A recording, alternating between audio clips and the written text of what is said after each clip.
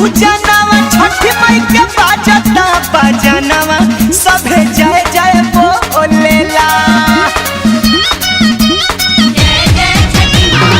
होखता पूजनवा छठी माई के बाजता बजनवा सभे जय जय बोलेला। त छठी घाट नाचतारी भौजी के कमरिया डोलेला। छठी घाट नाचतारी भौजी के कमरिया डोलेला।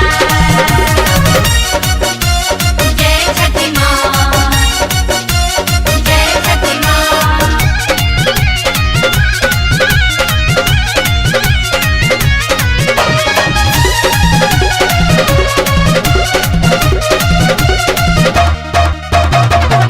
मनसा पुरैली छठी माई मनया कराइल बा। एही से जोड़े जोड़े कोसिया भराइल बा। जय जय छठी माँ। मनसा पुरैली छठी माई मनया कराइल बा। एही से जोड़े जोड़े कोसिया भराइल बा।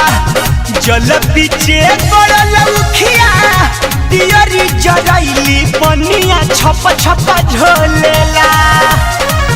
जल पीछे पड़ल उखिया दियरी जरैली पनिया छप छप झोलेला। त छठी घाट नाचतारी भौजी के कमर डोलेला।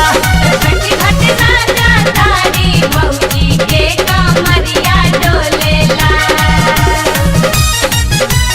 जय जय छठी माँ, जय जय छठी माँ।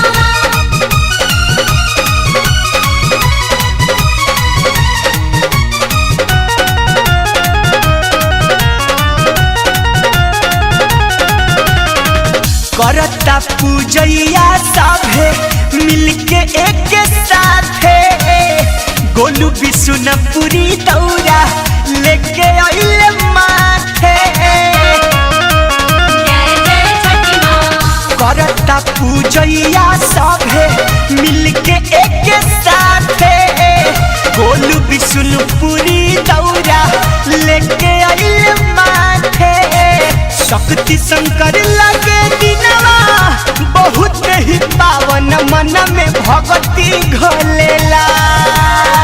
शक्ति शंकर लगे दिनवा बहुत ही पावन मन में भक्ति घोलेला। त छठी घाट नाचतारी भौजी के कमरिया डोलेला। छठी घाट नाचतारी भौजी के कमरिया डोलेला। होखता पूजनवा छठी माई के बाजता बजनवा सभे जय जय बोलेला। त छठी घाट नाचतारी भौजी के कमरिया डोलेला। छठी घाट नाचतारी भौजी के कमरिया डोलेला।